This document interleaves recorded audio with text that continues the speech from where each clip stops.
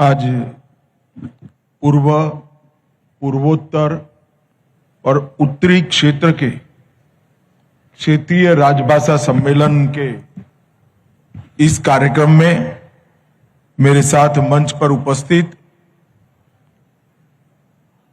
त्रिपुरा राज्य के लोकप्रिय मुख्यमंत्री श्रीमान माणिक शाह जी, गृह मंत्रालय में मेरे साथी मंत्री श्री बंडी संजय कुमार जी, त्रिपुरा के पूर्व मुख्यमंत्री और लोकसभा में मेरे साथी श्री विप्लव कुमार देव जी, श्री राजीव भट्टाचार्य, संसद सदस्य राज्यसभा, श्रीमती महारानी कृति सिंह देव बर्मन जी, सांसद लोकसभा, प्रोफेसर मिलन रानी जमातिया जी, अध्यक्ष हिंदी विभाग त्रिपुरा विश्वविद्यालय, डॉक्टर बी.पी. फिलिप जी, अध्यक्ष नागरी लिपि परिषद नागालैंड, श्रीमती अंशुली आर्या, सचिव राजभाषा विभाग और उपस्थित सभी राजभाषा प्रेमी, हिंदी प्रेमी भाइयों बहनों का स्वागत करता हूं। नमस्कार। सबसे पहले त्रिपुरा की इस महान भूमि पर आकर मैं मां त्रिपुरा सुंदरी को प्रणाम कर कर मेरी बात की शुरुआत करना चाहता हूं। त्रिपुरा सुंदरी का यह मंदिर न जाने कितने सालों से न केवल त्रिपुरा, न केवल नॉर्थ ईस्ट, देश भर के यात्रिकों के लिए आकर्षण का केंद्र रहा है। और मुझे आज इस सम्मेलन में कहने में कोई दिक्कत नहीं है, जब जब मेरे जीवन में संकट आया, मुझे लड़ने की प्रेरणा यही त्रिपुरा सुंदरी मंदिर ने दी है। मैं फिर से एक बार मां त्रिपुरा सुंदरी के चरणों में प्रणाम कर कर मेरी बात की शुरुआत करना चाहता हूं।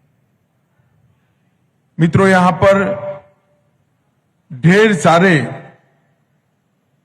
राजभाषा का महत्व समझने वाले उत्तरी क्षेत्र के, पूर्वोत्तर के और पूर्वी क्षेत्र के ढेर सारे महानुभाव यहां पर उपस्थित हैं। मैं आज इस सम्मेलन में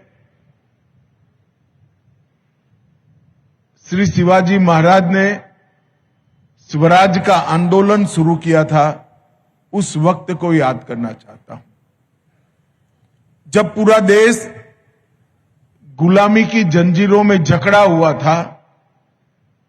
किसी में हिम्मत नहीं थी मुगलों की ताकत को इसके सामने खड़ा होने की।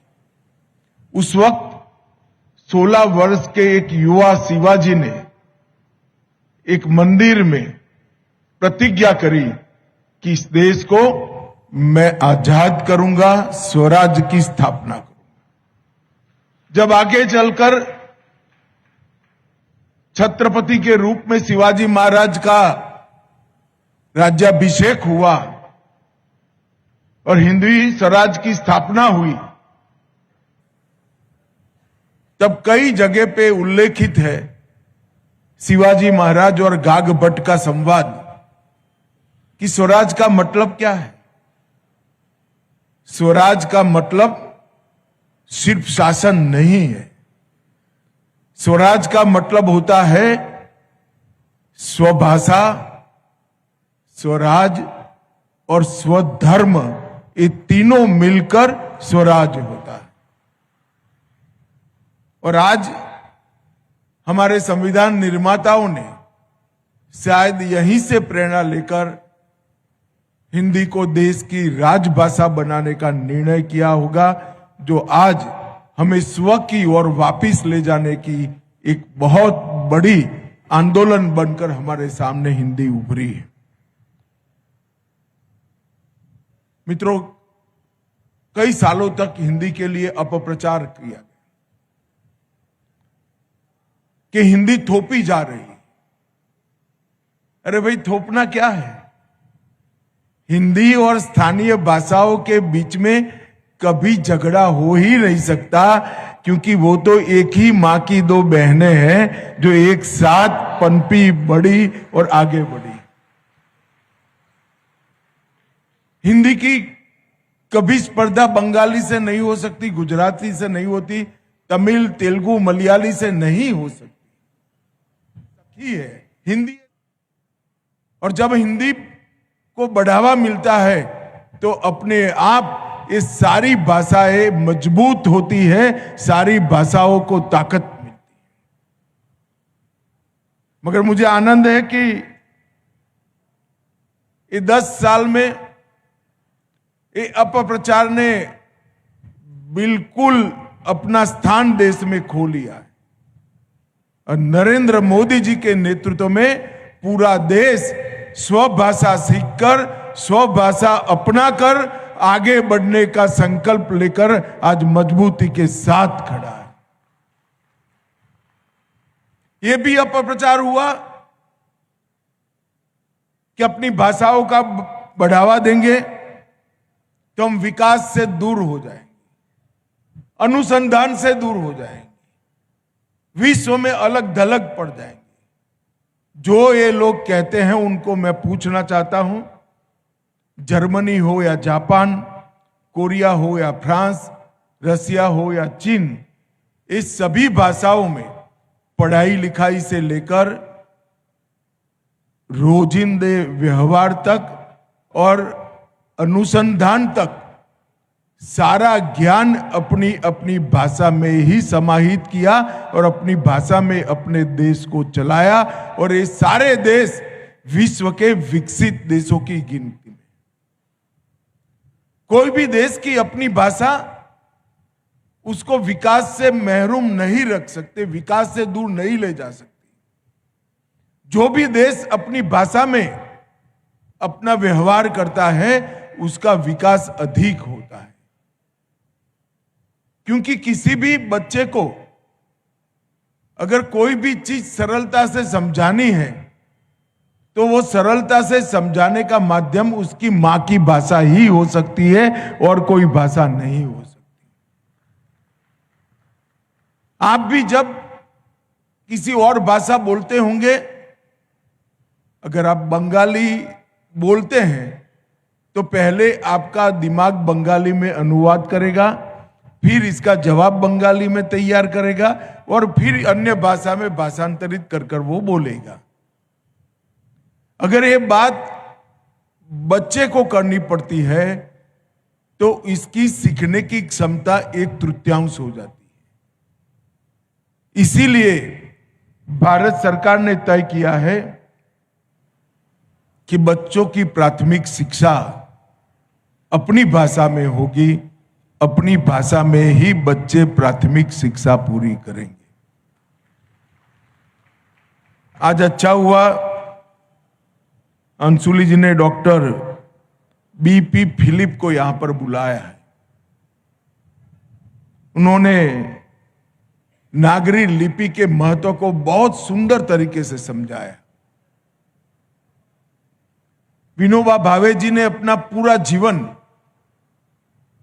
नागरी लिपि के प्रचार प्रसार में खर्च किया। आचार्य भावे ये भारतीय भाषाओं के बहुत बड़े समर्थक थे, बहुत बड़े प्रशंसक थे और बहुत आग्रह से भारतीय भाषाओं के प्रचार प्रसार का काम करते थे। उन्होंने 2 कदम आगे जाकर सोचा कि इस देश में कई भाषाएं तो हैं जिनकी लिपि है, मगर कई सारी बोलियां भी है जिसकी लिपि नहीं है। तो ये बोलियों को भी संभालना चाहिए, बोलियों को भी संग्रहित करना चाहिए। अगर ये बोलियों को संग्रहित करना है तो ये सारी बोलियों की एक लिपि बनानी पड़ेगी और वहीं से नागरी लिपि की संकल्पना आई है। और मैं आज मोदी जी एआई का बहुत बड़ा सम्मेलन कर रहे हैं, प्राकृतिक मेगा का। इसमें दुनिया भर के विद्वान आए हैं। डॉक्टर बीपी फिलिप ने कहा वो बात सही है कि नागरी लिपि कंप्यूटर फ्रेंडली लिपि है और सबसे ज्यादा वैज्ञानिक लिपि नागरी लिपि। संस्कृत हो, हिंदी हो, या आचार्य भावे ने जिसका आग्रह करा वो नागरी लिपि, ये सभी नागरी लिपि से जानी जाने वाली भाषाएं। और नागरी लिपि को हम सभी बोलियों के साथ जोड़ देते हैं तो हम हमारे देश की 2000 से ज्यादा बोलियों को संरक्षित करने का काम अपने आप कर देते हैं। वो बोलियां लुप्त नहीं होगी। ये सारी बोलियों को संरक्षित करना है तो हमें नागरी लिपि के आंदोलन को और मजबूत कर 2 कदम आगे ले जाने की जरूरत है। और मुझे विश्वास है कि आने वाले दिनों में सारी बोलियां नागरी लिपि को स्वीकार कर अपनी बोली को एक लंबा आयुष्य देने के लिए निश्चित रूप से तैयारी करेगी और वो हमारे लिए बहुत बड़ा दिन होगा। मित्रों, आज यहां पर ढेर सारे पुस्तकों का प्रकाशन किया गया और सबसे बड़ी बात है दृष्टिबाधितों को एआई संचालित चश्मे का वितरण किया गया। ये जो चश्मा दिया गया है वो हिंदी और बांग्ला में उनको सरलता से चश्मे के माध्यम से सब चीजें समझाएगा। ये चश्मा वॉइस बेस्ड कंट्रोल्ड, पर्यावरण वर्णन, टेक्स्ट रीडिंग और बहुभाषी अनुवाद का समर्थन करने वाला एक इंस्ट्रूमेंट है जो हमारे दृष्टिबाधित लोगों को, जिनको देखने की क्षमता कोई न कोई कारण से ईश्वर ने नहीं दी है, उनको पढ़ने का और विश्व को देखने की, समझने की एक बहुत बड़ी ताकत देगा। मित्रों, आज हम त्रिपुरा में बैठे हैं। त्रिपुरा अष्टलक्ष्मी समूह हमारे नॉर्थ ईस्ट के राज्यों का एक राज्य है। 2014 के पहले पूरे नॉर्थ ईस्ट में अनेक हथियारी समूह हुआ करते थे। मोदी जी ने 2014 में प्रधानमंत्री बनने के बाद एक के बाद एक 21 समझौते नॉर्थ ईस्ट को शांति प्रदान करने के लिए किए हैं और 11,000 युवा AK-47, AK-56 ऐसे हथियार छोड़कर मेन स्ट्रीम में आए हैं और आज नॉर्थ ईस्ट विकास के रास्ते पर आगे बढ़े। पूरे नॉर्थ ईस्ट में एक जमाने में बंद, ब्लॉकेड, गोलियों की आवाज, बम के धमाके ये सुनाई पड़ते थे। आज यहां टूरिज्म बढ़ा है। आज पूरे उत्तर भारत की राजभाषा का सम्मेलन भी यहां हो रहा है और इन्वेस्टमेंट भी बहुत बड़ा नॉर्थ ईस्ट के अंदर आ रहा है। मैं मानता हूं कि इस 10 साल में 21 समझौते के माध्यम से नरेंद्र मोदी जी ने नॉर्थ ईस्ट को विवाद की जगह विकास की भूमि बनाने में एक बहुत बड़ी भूमिका करी। मैं पूर्वोत्तर की भूमि पर हूं। कई लोगों ने मुझे पूछा था कि भाई राजभाषा का सम्मेलन त्रिपुरा में क्यों करना है, नॉर्थ ईस्ट में क्यों करना है। मैं आज इस मंच के माध्यम से पूरे देश को बताना चाहता हूं कि भारतीय भाषा और राजभाषा को मजबूत करने का कोई भी प्रयास, इसके लिए सबसे उपयुक्त जगह कोई है तो हमारा नॉर्थ ईस्ट है। अकेले नॉर्थ ईस्ट के 8 राज्यों में 200 से ज्यादा भाषाएं और बोलियां बोली जाती। इतनी विविधता वाली भाषाई संपदा समृद्धि शायद कोई देश में भी नहीं होगी। हमारे देश के पूर्वोत्तर क्षेत्र में 200 से अधिक भाषाएं और बोलियां बोली जाती। 200 से अधिक जनजातीय समूह हैं। 160 जनजाति समूहों के क्लस्टर निवास करते हैं।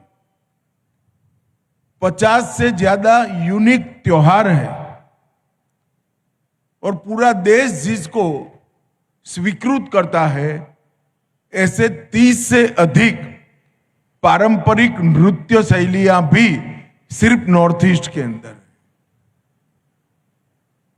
मैं तो जब भारतीय जनता पार्टी का राष्ट्रीय अध्यक्ष बना तब नॉर्थ ईस्ट का मेरा प्रवास हुआ, 21 दिन का प्रवास हुआ था।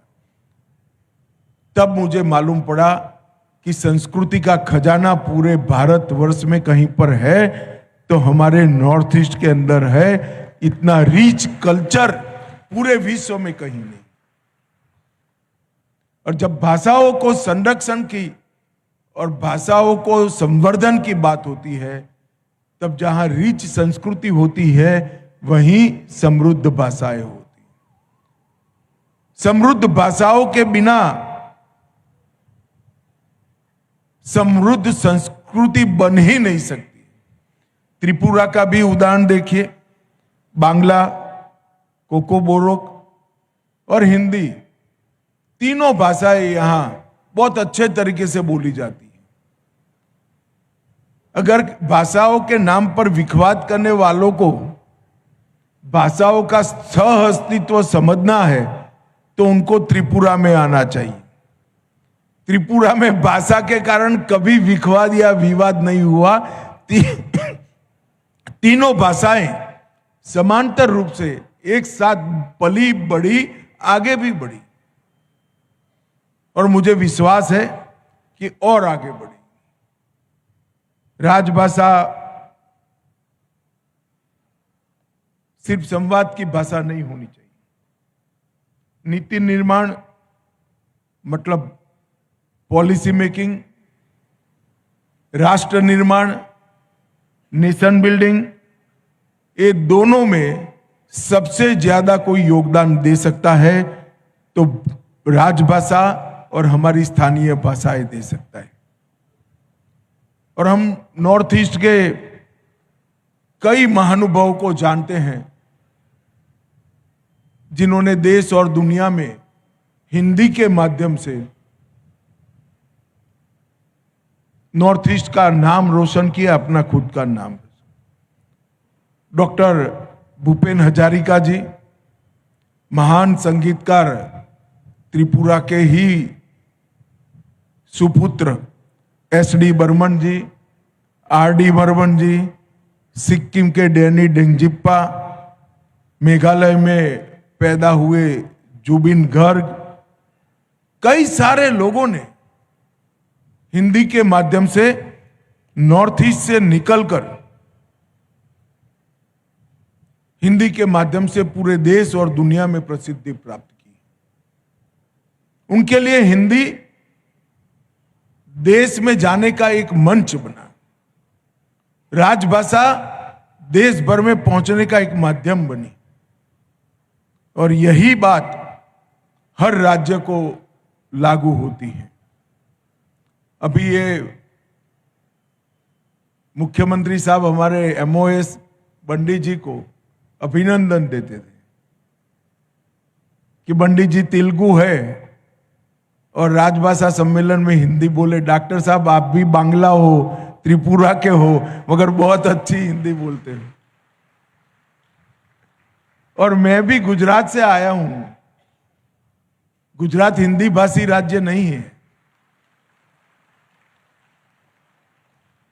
मगर मैं मेरे जीवन की कल्पना ही नहीं कर सकता अगर मुझे राजभाषा आती न होती तो मैं देश के लोगों से संवाद कैसे करता।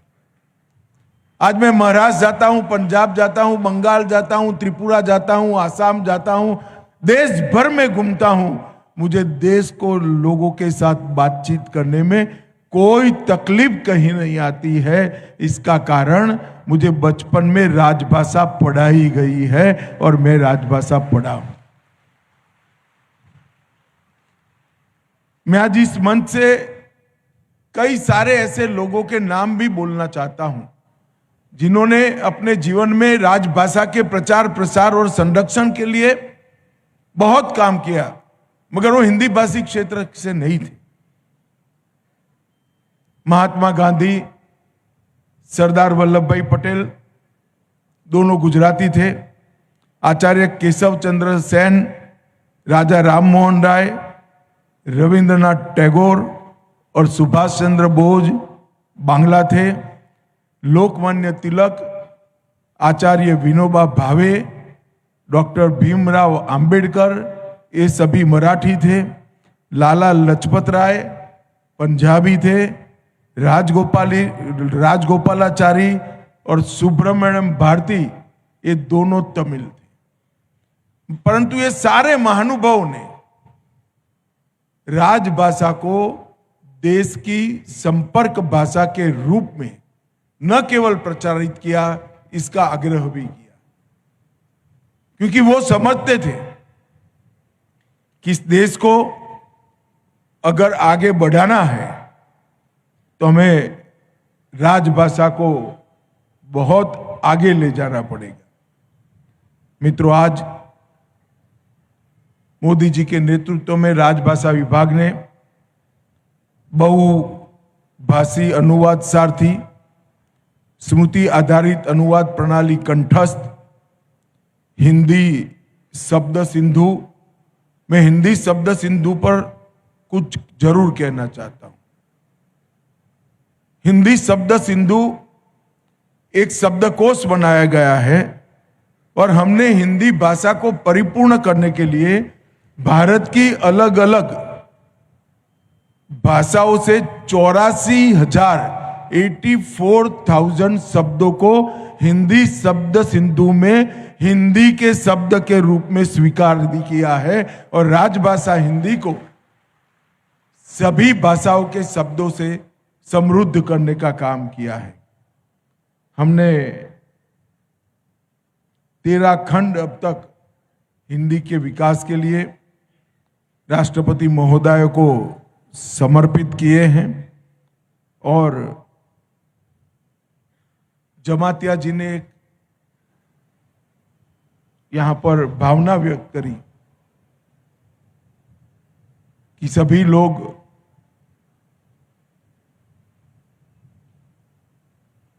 नागरी लिपि को स्वीकार करें और नागरी लिपि में अपनी बोलियों को ढालने का प्रयास करें। त्रिपुरा में कुछ लोग अलग दिशा में भी मांग कर रहे हैं। मेरे सभी से विनती है कि पूरे नॉर्थ ईस्ट की लगभग सभी स्थानीय भाषाएं, बोलियां नागरी लिपि को स्वीकार कर चुकी है। त्रिपुरा ने भी नागरी लिपि को स्वीकार करना चाहिए और आग्रह के साथ अपनी आइडेंटिटी को मजबूत करना चाहिए। हम सभी नॉर्थ ईस्ट के जाति समूह आइडेंटिटी के लिए समर्पित है, अपनी पहचान के लिए समर्पित है। अपनी पहचान किसी विदेशी लिपि में कैसे हम संभाल कर रख सकते हैं? हमारी पहचान हमारे देश की लिपि में ही हम संभाल कर रख सकते हैं और सभी ने इस विषय पर सहमति बनाकर आगे बढ़ना चाहिए। लिपि और भाषा विवाद का मुद्दा नहीं होना चाहिए। लिपि और भाषा विकास के लिए बनाए गई माध्यम है। अंत में आज के सम्मेलन के माध्यम से मैं देश भर के अभिभावकों को एक अपील करना चाहता हूं कि आपका बच्चा किसी भी माध्यम की भाषा में पढ़ता हो, परंतु घर में बच्चे के साथ आपकी मातृभाषा में ही बात करिए और बच्चे को मातृभाषा सिखाइए। अगर बच्चा अपनी मातृभाषा से सीखने से वंचित रह जाएगा, वो आपके साहित्य से वंचित हो जाएगा, वो आपकी भाषा की कविताओं से वंचित रह जाएगा, आपके भाषा के सुभाषितों से वंचित रह जाएगा, आपके प्रदेश के इतिहास से वंचित रह जाएगा और अंततोगत्वा हमारी संस्कृति से भी कट ऑफ हो जाएगा। अगर हमारे बच्चों को हमने भारत के साथ, हमारे प्रदेशों के साथ, हमारे संस्कार के साथ, हमारी संस्कृति के साथ जोड़कर रखना है, तो सभी अभिभावकों को, माता पिताओं को मेरा आग्रह है कि घर में अपने बच्चों के साथ अपनी मातृभाषा में ही संवाद करिए और बच्चे को अपनी भाषा जरूर सिखाइए, लिखना भी सिखाइए, पढ़ना भी सिखाइए, बोलना भी सिखाइए। जब ये प्रवाहित स्वरूप से अपनी भाषा सीखेगा, बोल पाएगा, इसके आत्मविश्वास में अनेक गुना वृद्धि होगी, अभिव्यक्ति की शक्ति उसकी अनेक गुना बढ़ जाएगी, विश्लेषण की क्षमता उसकी बढ़ जाएगी, निर्णय लेने की क्षमता उसकी बढ़ जाएगी और निर्णय को क्रियान्वयन करने के लिए आयोजन करने की क्षमता भी बढ़ जाएगी, क्योंकि ये सारे गुण भाषा से जुड़े हुए हैं। तो हर अभिभावक ने अपने बच्चे को आग्रह से अपनी मातृभाषा, अपनी भाषा सिखानी चाहिए और उनके साथ उसी भाषा में बातचीत करनी चाहिए। भाइयों बहनों, मुझे बहुत आनंद है कि नॉर्थ ईस्ट के अंदर, विशेषकर नॉर्थ ईस्ट से और पूरे उत्तर और पूर्वी भारत से इतने सारे लोग आज हिंदी के प्रचार प्रसार के लिए इकट्ठा हुए हैं। मैं बंगाल के मैं त्रिपुरा के मुख्यमंत्री और त्रिपुरा सरकार का भी हृदय से धन्यवाद करना चाहता हूं कि आपने यहाँ पर बहुत अच्छी व्यवस्था कर यहाँ पर आपने राजभाषा के प्रचार प्रसार को गति देने का काम किया है। आप सभी का फिर से एक बार धन्यवाद। वंदे मातरम। भारत माता की जय। बहुत बहुत आभार माननीय